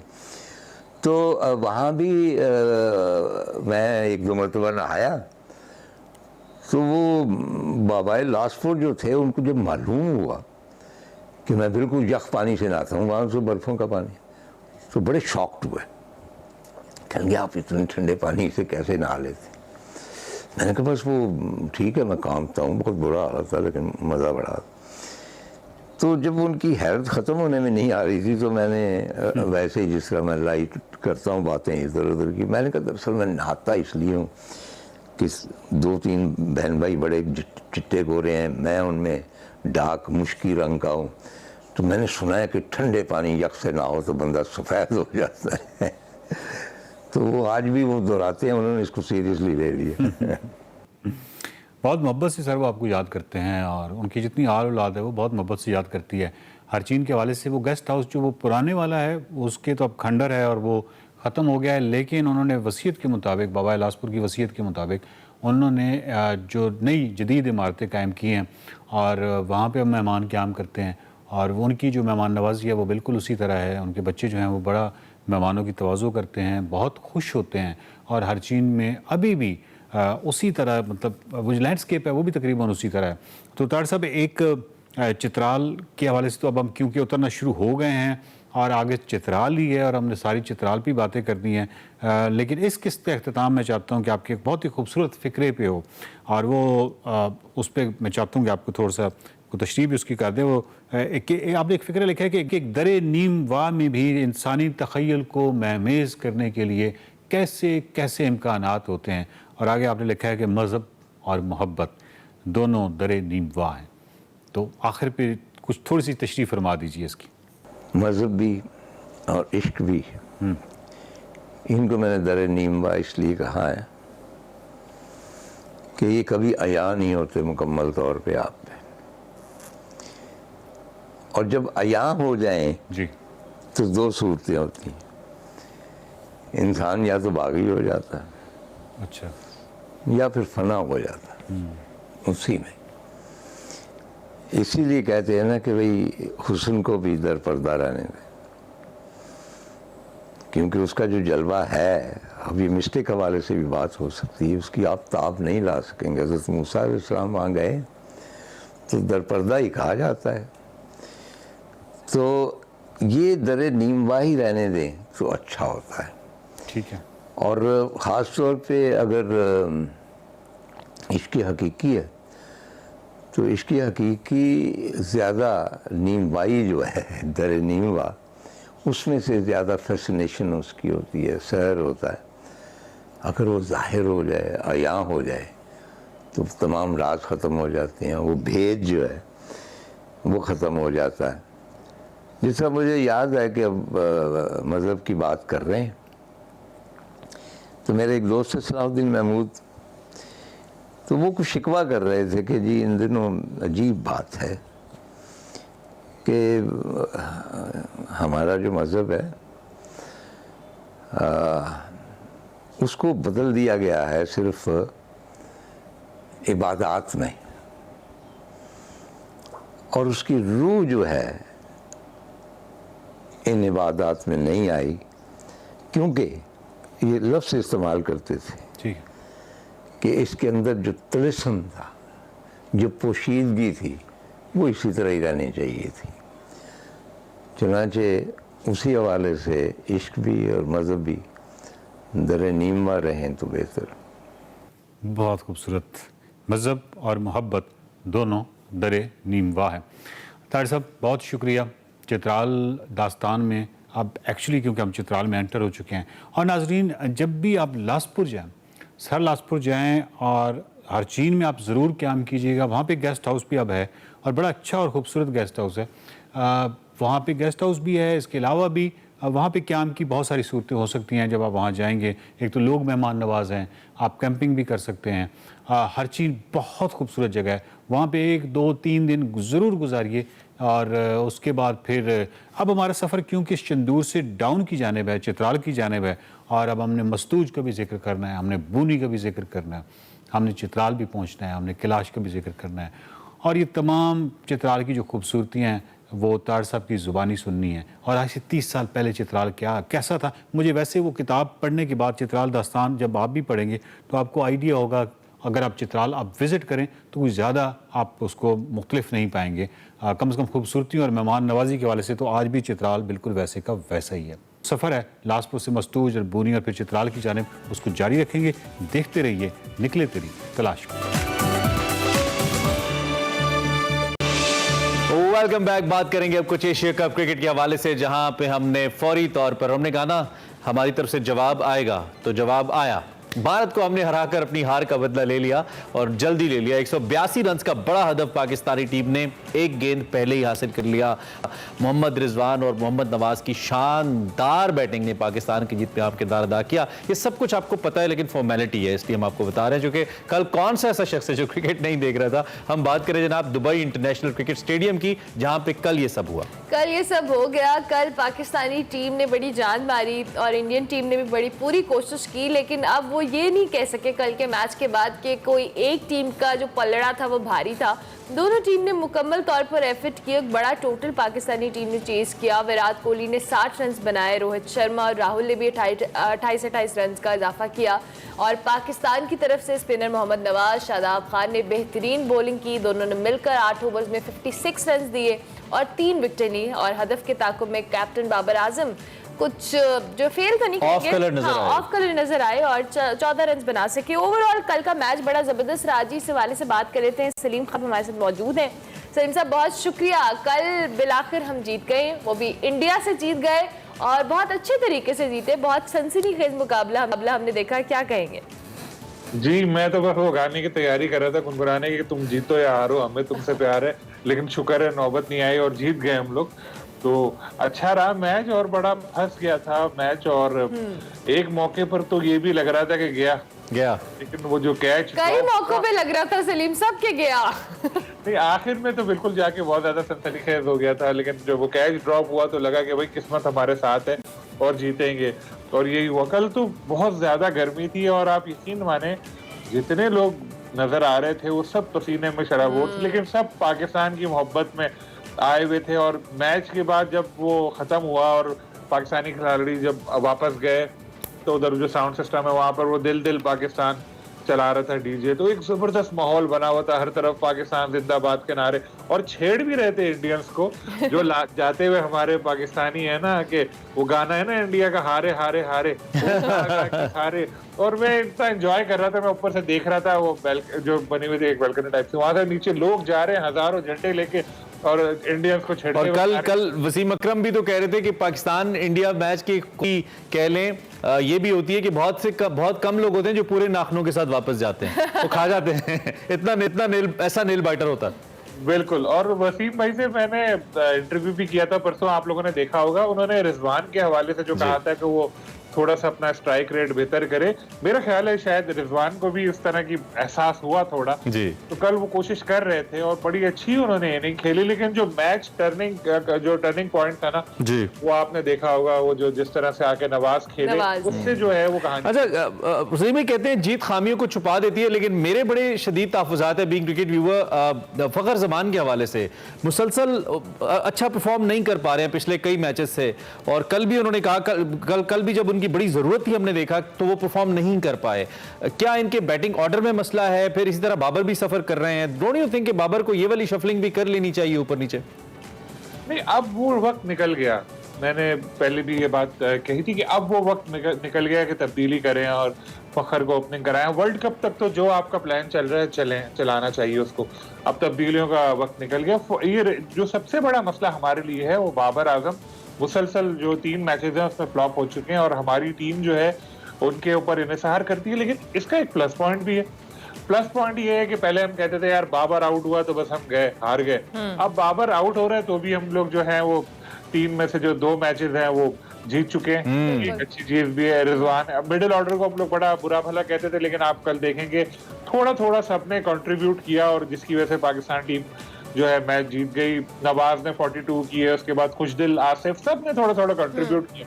T20 मैच में यही होता है। T20 में जरूरी नहीं है कि आप आगे 40-50 रन करें, कभी कभार 10-15 रन जो हैं वो भी बहुत कीमती हो जाते हैं। तो यही एक चीज नजर आई। अच्छा सलीम साहब, दूसरी जाने फिटनेस को लेके मैंने पिछले वाले सेशन में भी आपसे बात की थी। फिटनेस के बड़े मेजर मसाइल हैं। कल अब रिजवान के हवाले से भी हम देख रहे थे, आज मैं भी देख रही थी MRI होने उनका। अब उस हवाले से भी बताएं कि ये फिटनेस को लेके हमारी टीम में इतने ज्यादा मसाइल हम क्यों देख रहे हैं? फास्ट बॉलर्स की जो फिटनेस है वो तो समझ आती है, कुछ शायद प्रॉपर अपना ख्याल नहीं रख रहे, क्या है कुछ है जिसपे PCB को देखना पड़ेगा। वैसे एक बात और भी है कि यहाँ गर्मी बहुत है, हद से ज्यादा। जब शायकीन जो है वो मैच देखते देखते पसीने पसीने हो जाते हैं, परेशान हो जाते हैं, लेकिन वो प्रोफेशनल हैं, जो प्रोफेशनल क्रिकेटर्स हैं उनको ज्यादा फिट होना चाहिए। क्योंकि हमने देखा होगा इंडिया के क्रिकेटर्स के साथ ऐसे मसाइल नहीं होते कि कोई कमर पकड़ के बैठा, कोई टांग पकड़ के बैठा है, उनके साथ ऐसा कुछ नहीं होता। तो ये जो चीज है ये देखना पड़ेगी हम लोगों को, और यकीनी तौर पर PCB जो है उसको इस हवाले से और करना पड़ेगा। ठीक है, आपकी अलार्म साउंड भी बीच में आ रही है, you can just mute it. आपके लिए लगाया था हमने आपको जल्दी बुला लिया आपको। अच्छा, जबरदस्त हो गया। अब एक तो ये कि हम चूंकि सुपर 4 के अंदर हैं, तो क्या किस हद तक आप देख रहे हैं Pakistan versus India Asia cup का फाइनल, और ये मोमेंटम बरकरार रखना किस हद तक हमारे लिए पॉसिबल होगा? क्योंकि जब हमने 38 पे 10 बंदे हांगकांग के आउट किए थे, बहुत जबरदस्त 150 प्लस से हमने मैच जीता था, तो मुझे उस वक्त बीइंग क्रिकेट व्यूअर लग रहा था कि ये मोमेंटम हमें इंडिया के मैच में हेल्प करेगा, इतनी जबरदस्त जो जीत है, और उसने किया। आप आगे क्या देख रहे हैं सलीम खालिक साहब? अच्छा, बिल्कुल हेल्प करेगा, लेकिन एक चीज हमको जहन में रखनी चाहिए कि इंडिया की टीम अब पहले वाली इंडिया की टीम नहीं रही। खास तौर पर उनकी जो बॉलिंग है वो वीक है, उनको भी कुछ फिटनेस के इश्यूज हैं, जडेजा भी उनके चले गए, तो इंडिया की टीम के साथ मसला था। लेकिन असल जो मुकाबला होना है ना, आप अभी इसको जहन में रखिए, अफगानिस्तान की टीम जो है ना बड़ी खतरनाक लग रही है, बहुत तगड़ी लग रही है मुझे। वो उमर गुल की वजह से पावर हिटर्स भी हैं, उमर गुल भी हैं, लेकिन जो उनके पावर हिटर्स हैं रजाई वगैरह, ये तो हमने PSL में लाके इन लोगों को बनाया है ना। बिल्कुल वर्ल्ड बेस्ट। हाँ, तो इस तरह स्पिनर्स भी राशिद वगैरह अच्छे हैं, उनकी एक मजबूत टीम है और अच्छा मैच होगा। इससे पहले भी अफगानिस्तान से पाकिस्तान के वेस्टर्न मैचेस जो होते हैं क्लोज भी गए और जीत पाकिस्तान जाता है, और यहाँ UAE में तो पूरा इंडिया और पाकिस्तान के मैच में इतनी ज्यादा शिद्दत नहीं होती और इतना जज्बात उरूज पे नहीं होते लोगों के जितने पाकिस्तान। वैसे सलीम भाई, एक लिहाज से तो कम से कम खुशी होती है कि एक और अच्छा प्लेयर, आई मीन एक अच्छी टीम आ चुकी है T20 के अंदर, जो कम से कम जिसके अंदर कुछ थ्रिल है। अच्छी क्रिकेट तो देख सकते हैं हम, बेटर देन बांग्लादेश, और जो पुरानी टीमें T20 खेल रही हैं आज तक इंप्रूव नहीं कर पाई हैं उस हद तक। तो आई थिंक अफगानिस्तान की बड़ी जबरदस्त इंप्रूवमेंट है, बहुत जबरदस्त इंप्रूवमेंट है, और नो डाउट उमर गुल के आने से भी उनको फर्क पड़ा है। और उमर गुल तो है घर का भेदी, जी लंका ढाए। वो PSL में जाहिर है, PSL में कोयटा ग्लैडिएटर्स के साथ ही एज अ बॉलिंग कोच भी रहे हैं। नवाज जो हैं कोयटा ग्लैडिएटर्स के ही हैं, काफी सारी चीजें बताते तो होंगे या बताएंगे कि यार इसको ऐसे घेरना है, इसको ऐसे घेरना है, लेकिन ज़ाहिर प्रोफेशनल स्पोर्ट्स है, उसमें तो होता है किसी का कोच किसी के मुल्क में चले जाते हैं, किसी का मुल्क कोच कहीं चले जाता है, तो एक अच्छी चीज है। आगे भी अच्छे मैचेस होंगे, बस ये ना हो कि हम पाक भारत फाइनल की बात कर रहे हैं और फाइनल में भारत की टीम हुई ना। तो क्या लगता है सलीम साहब, पाक इंडिया जो है फाइनल एक्सपेक्टेड है अगर पाकिस्तानी टीम इस तरह से परफॉर्म करती रही, और इंडियन टीम के भी चूंकि भी दीगर मैचेस तो हैं? बिल्कुल यही इम्कान है, और शुरू से हम लोग ये बातें कर रहे थे कि 3 मैचेस एक्सपेक्टेड हैं, 3 में से 2 तो हो चुके। अब इंडिया पाकिस्तान का फाइनल हो और पाकिस्तान हराए तो उससे अच्छी तो कोई बात ही नहीं हो सकती। अभी भी कल भी तकरीबन 25,000 लोग स्टेडियम में मौजूद थे, 25,000, और ये कुछ ऐसी जगहें खाली भी नजर आ रही थी। पहले मैच से थोड़ा सा कम क्राउड था, लेकिन बहुत लोग थे। और जिस तरह मैंने बताया कि इतनी गर्मी में इतने लोगों को यहाँ स्टेडियम में लाना, और एनर्जेटिक लोग के पूरे वक्त नारे लगाते रहे और एंजॉय करते रहे, तो ये तो और जितनी रुकावटों से और जितना दूर पार्किंग है स्टेडियम से, वो उस लिहाज से तो आते हुए बड़ी आपको एनर्जी चाहिए।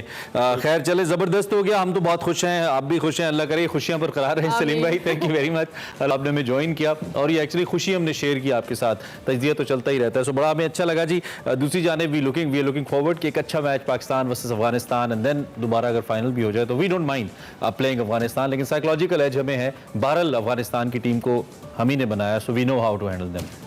ब्रेक लेते हैं, ब्रेक के बाद हाजिर होते हैं। Welcome back to Expresso. अब बात कर लेते हैं एक्सप्रेसो टैलेंट के साथ। आपको मालूम है मुख्तलिफ खवातीन जो कि ज़िंदगी के मुख्तलिफ शोबों में, पाकिस्तानी खवातीन इनफैक्ट मेनली, जो बहुत ज़बरदस्त काम करी, आपकी मुलाकात हम कराते रहते हैं। आज हमारे साथ एक फिल्म साज, एक फिल्म मेकर मौजूद हैं, सीमाब गुल इनका नाम है। इनकी फिल्म सैंडस्टॉर्म मुलाकात ऑस्कर अवार्ड्स के लिए एक अपनी राह हमवार कर रही है और ऐसा लग रहा है कि आने वाले कुछ वक्त में चांसेस मौजूद हैं कि ये फिल्म ऑस्कर्स के लिए नामजद हो सकती है। होली शॉर्ट फिल्म फेस्टिवल 2022 के जरिए इस फिल्म का इंतखाब हुआ है। इस फेस्टिवल में फिल्म हॉलीलूजा ने ग्रैंड प्रिक्स, जबकि सैंडस्टॉर्म ने बेस्ट लाइव एक्शन और फिल्म स्केल ने बेस्ट एनिमेटेड फिल्म का अवार्ड अपने नाम किया है। दूसरी जानिब इस फिल्म में अगर हम पार्टिसिपेंट्स की बात करें, हमजा मुश्ताक हैं, पुरेजी फातिमा है, आयशा शुएब हैं और नबीला खान है जिन्होंने अदाकारी की है। इस फिल्म की कहानी क्या है और इसके साथ हम अगर दीगर प्रोजेक्ट्स की बात करें सीमाब गुल की, तो एक और शॉर्ट फिल्म है हेवन ऑफ होप, वो भी है और ईदी फाउंडेशन में ख़वातीन पर भी सीमाब एक फिल्म बना चुकी हैं। तो हमने सोचा कि हम ज़रा सीमाब से बात करें इस फिल्म के बारे में भी और उनके दीगर प्रोजेक्ट्स के बारे में भी ज़रा आप। सीमाब हमारे साथ मौजूद हैं all the way from London, उनसे हम बात कर लेते हैं। Thank you very much Seemab for joining us in Expresso. कैसी हैं आप? थैंक यू, शुक्रिया फॉर इनवाइटिंग मी। सीमाब, सबसे पहले तो अपनी ये जो फिल्म है सैंडस्टॉर्म, इसके हवाले से बताएं और जो अभी इस प्रोसेस में है कि ये ऑस्कर के लिए नॉमिनेट होगी उसको भी थोड़ा सा हमारे साथ शेयर करें। तो मुलाकात जो फिल्म है 20 मिनट की शॉर्ट फिल्म, वो अवेलेबल है न्यूयॉर्कर स्क्रीनिंग रूम में, तो आप सब जाके देख सकते हैं। न्यूयॉर्कर स्क्रीनिंग रूम, अगर आप टाइप करें सैंडस्टॉर्म सीमाब गुल न्यूयॉर्कर स्क्रीनिंग रूम, वहाँ पे अवेलेबल है वर्ल्ड वाइड। एक पाकिस्तानी लड़की के बारे में है जो सिर्फ 16 साल की है और वो पहली दफ़ा इंटरनेट पे जाके एक दोस्ती करती है लड़के से और अपनी डांस वीडियो शेयर करती है उसके साथ, और फिर वो थोड़ी देर के बाद रिग्रेट करती है कि उसने क्यों शेयर किया। और ये फिल्म हमने 2020 में बनाई थी और वेनिस में प्रीमियर हुई थी, उसके बाद सनडांस भी गई थी और 50 फेस्टिवल्स जा चुकी है वर्ल्ड वाइड। RTV पाकिस्तान में भी शो की थी, लाहौर और इस्लामाबाद में। और अभी हम पिछले महीने अगस्त में 2 अवार्ड्स जीते हैं जो दोनों ऑस्कर क्वालिफाइड फेस्टिवल्स के अवार्ड्स हैं। तो इसका मतलब है कि हम एलिजिबल हैं ऑस्कर्स की दौड़ के लिए, अप्लाई कर सकते हैं। बिल्कुल ठीक है, चलें ऑल द बेस्ट, अल्लाह करे। दिसंबर के आखिरी दिन और फिर आहिस्ता आहिस्ता हमारे चांसेस ब्राइट हो जाएंगे। एंड इट्स ऑलरेडी ग्रेट, कम से कम आपकी एफर्ट्स को इंटरनेशनल फिल्म फेस्टिवल्स जो मुख्तलिफ हैं उसके अंदर अगर एक्नॉलेज किया जा रहा है तो डेफिनेटली आपकी जो प्रोडक्ट है उसके अंदर इतनी जान है कि लोग इसको मान रहे हैं। लेकिन मैं थोड़ा सा स्टोरी की जानिब दोबारा वापस आऊँगा because it seems very interesting और बहुत सारे लोग रिलेट कर सकते हैं। तो क्या ये आपने साइबर क्राइम्स के ऊपर बनाई है या सोशल अवेयरनेस देने की कोशिश करें आप इंटरनेट के हवाले से जो मसाइल आजकल पैदा हो जाते हैं लड़कियों के लिए खास तौर पर? एक्चुअली आइडिया क्या था इसका? जी, मेरी पहली बात ये कहानी है और इट इज़ इंस्पायर्ड बाय एक मैंने इजिप्शियन लड़की के बारे में पढ़ा था कि इजिप्शियन कल्चर मेरे ख्याल में हमारे कल्चर से थोड़ा सिमिलर है, मगर एक लड़की के बारे में पढ़ा था, उसने अपनी वीडियो शेयर की थी अपने दोस्त के साथ और जब उनकी थोड़ी सी वो लड़ाई हो गई कुछ सालों के बाद, उसने लड़के ने उसकी वीडियो ऑनलाइन लगा दी, पूरी दुनिया ने उसको बेइज्जत किया और फिर लड़की की फैमिली ने उस लड़के को कोर्ट ले गए और वो 1 साल जेल उसने गुजारी। तो ये कहानी थी जो मैंने न्यूज़ में पढ़ी थी और फिर मुझे हुआ मेरा मकसद ये था कि मैं एक्सप्लोर करूं कि लड़कियां हमारे मुस्लिम वर्ल्ड में जो सोशलाइज करती हैं और हम ऑनलाइन जाते हैं और ऑफ कोर्स इंटरनेट हमें बहुत अपॉर्चुनिटीज़ भी देता है और डेंजर्स भी हैं हमारे लिए ऑनलाइन। तो वो मैं एक्सप्लोर करना चाहती थी एक स्कूल गर्ल की तरफ से। ठीक है, अच्छा सीमाब, आपकी कौन भी है जो ख़वातीन के हवाले से हेवन ऑफ होप, इसके हवाले से भी बताएं कि ये क्या मूवी है, शूट हो गई है और इसका क्या किस प्रोसेस में है ये भी? अच्छा, तो वो अभी डेवलपमेंट में है। इसका मतलब ये होता है कि हम इंडिपेंडेंट, फर्स्ट ऑफ ऑल हम इंडिपेंडेंट फिल्म बनाना चाह रहे हैं, तो इसका मतलब ये है कि हम इंटरनेशनल फाइनेंस ढूंढेंगे, इंडिपेंडेंट प्रोड्यूसर्स के थ्रू और it's a feature film meaning कि पूरी फुल लेंथ सिनेमा फिल्म है। शॉर्ट फिल्म सिनेमा नहीं जाती इसलिए कि कोई अपॉर्चुनिटी नहीं होती शॉर्ट फिल्म्स के लिए, सो सिर्फ फेस्टिवल्स जाती हैं और ऑनलाइन जाती हैं, मगर फीचर फिल्म बॉक्स ऑफिस की। चले मेरा सवाल दोबारा, let's get back to this मुलाकात सैंडस्टॉर्म। 20 मिनट मेरे ख्याल में तो बहुत ज़्यादा नहीं होते हैं कहानी को दिखाने के लिए, समहाउ हो भी सकते हैं, डिपेंड्स, लेकिन ये बड़ा मुश्किल होता है। और अगर 20 मिनट में कहानी को सम अप कर दिया जाए तो इसका मतलब है वो कोई मास्टरपीस ही हो सकता है। बहुत उस पर एक अच्छा ब्रेनस्टॉर्मिंग चाहिए होती है उसके लिए। तो सैंडस्टॉर्म टू ब्रेनस्टॉर्म कितना हुआ इसको 20 मिनट में समोने के लिए इस कहानी को?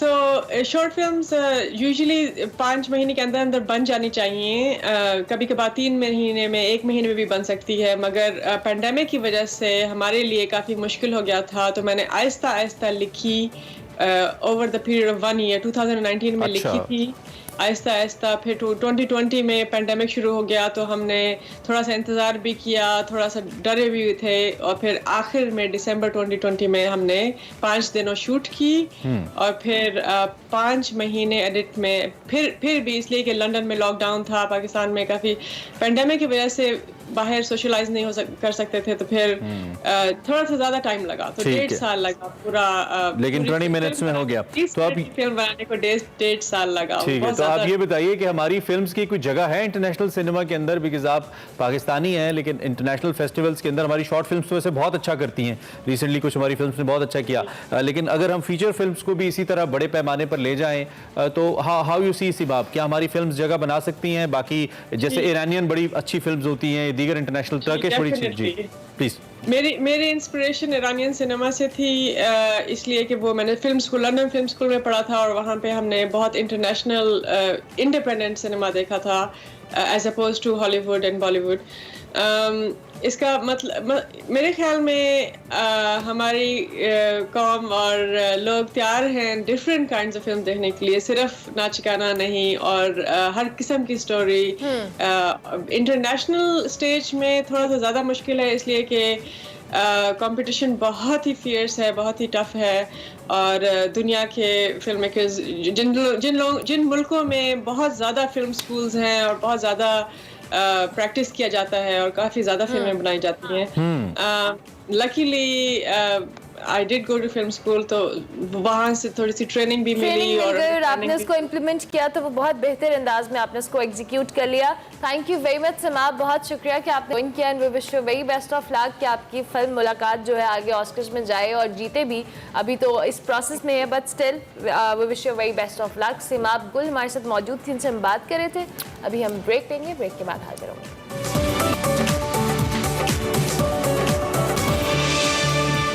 नाज़रीन, सितंबर का महीना है और यौम दिफा आने को है। इनफैक्ट कल हम यौम दिफा मनाएंगे इस अज़्म की तजदीद के साथ कि पाकिस्तान की जानिब उठने वाली किसी भी मैली आंख को फोड़ दिया जाएगा। ये रवायात हमने कायम की आज से कई साल पहले 1965 में, और इसका जो झंडा उठाया सबसे पहले ऑन फ्रंट लाइन वो पाक फ़िज़ाइया ने उठाया। बेहतरीन जो हरबी सलाहियतें हैं वो दिखाई पाक फ़िज़ाइया के जवानों और अफसरान ने। इसी सिलसिले में जो शोबा ताल्लुकात आमा है पाक फ़िज़ाइया का, उसने दस्तावेज़ी फिल्म का एक सिलसिला शुरू किया है। सो 5 सितंबर के हवाले से कौन से अहम वाक़यात थे और पाक फ़िज़ाइया ने कैसे मुल्क का दिफा किया, इस हवाले से हमारे पास आज का सिलसिला है, आपको दिखाते हैं।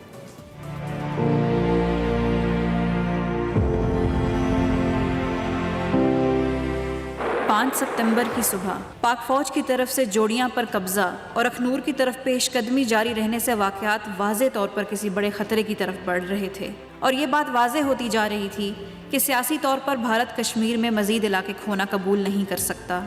पाकिस्तान आर्मी ने छम, देवा, सकराना और जोड़ियां पर अपना कब्जा जमा लिया था और कश्मीर के तकरीबन 300 मुरब्बा मील के इलाके को ज़ेर कर लिया था। क्योंकि हिंदुस्तान फ़ौज वाज़े तौर पर पाकिस्तान आर्मी की जारियत को रोकने से कासिर थी, इसलिए दूसरे महाज़ों पर जंग फैलने का इम्कान बहुत बढ़ता जा रहा था। रेडियो पर ऐलानात किए गए कि अगले 24 घंटे में दिल्ली के इलाके में शदीद बारिश होगी। इस गुमराहकुन ऐलान का मकसद ये था कि हिंदुस्तान आने वाले दिनों में मौसम की खराबी की वजह से पाकिस्तान पर हमला नहीं करेगा, जबकि उस वक्त पाक फ़ज़ाइया के महकमा मौसमियात के मुताबिक दिल्ली के करीब बारिश का कोई इम्कान नहीं था। लिहाजा ये खबर भारतीय फ़ौज की गुमराहकुन मनसूबाबंदी की एक कड़ी थी। रन ऑफ कच्छ ऑपरेशंस के बाद ही पाक फ़ज़ाइया की तैयारी और इंतज़ामात अपने पूरे अरूज पर थे। चुनाचे पाक फ़ज़ाइया की आला क़यादत अपने जांबाजों की तैयारी से मुकम्मल तौर पर मुतमईन थी। पाक फ़ज़ाइया के एयर बेसिस की महदूद तादाद और उनकी जोग्राफियाई तौर पर हिंदुस्तान के सरहद के करीब होने की वजह से किसी भी वक्त भारतीय हमले का ख़तरा मुकम्मल तौर पर मौजूद था। लिहाजा तमाम एयर बेसिस इंतहाई मुमकिन अलर्ट की हालत में मौजूद थे। मजमूई तौर पर 5 सितंबर को निस्बतन कशीदगी कम देखी गई, मगर फिर भी पाक फ़ज़ाइया ने F-86 और F-104 तैयारों पर 16 मिशन किए। इस दौरान एक हिंदुस्तानी जहाज़ की मौजूदगी की खबर पाकर पाकिस्तानी F-104 को इलाके में भेजा गया। इस जहाज़ से होने वाले धमाकों और सुपरसोनिक आवाज़ ने अमृतसर के इलाके में इंतहाई खौफ व हरास पैदा कर दिया। यहाँ तक कि हिंदुस्तानी वज़ीर दिफ़ा ने ऐलान कर दिया कि पाक फ़ज़ाइया के जहाज़ वागा के ज़रिए अमृतसर दाखिल हो गए हैं और भारतीय फ़ज़ाइया के यूनिट्स पर रॉकेट फेंके गए हैं। कल 6 सितंबर है, तो इस हवाले से कुछ खास भी आपके लिए हम लेकर आएंगे इंशाल्लाह एक्सप्रेसो के अंदर। लेकिन अभी प्रोग्राम अपने अख्ताम को पहुंचते और इससे पहले कि हम प्रोग्राम खत्म करें, वक्त एक लेजेंड को याद करने का। आज आबिद अली साहब द लेजेंडरी एक्टर, उनकी आज 3री बरसी है। वारिस, दश्त, पिंजरा, प्यास, दूरियां, ख्वाहिश, आंगन और मेहंदी जैसे यादगार ड्रामाज में अपनी अदाकारी के जौहर दिखाने वाले मारूफ फिल्म और ड्रामा के एक्टर आबिद अली साहब आज उनको बिछड़े हमसे 3 साल का अरसा बीत चुका है और आज से 3 साल पहले आज ही के दिन उनका इंतकाल हुआ। उनके लिए ढेर सारी दुआएं। प्रोग्राम का वक्त खत्म हुआ, आपसे कल फिर मुलाकात होगी, तब तक के लिए अल्लाह हाफ़िज़।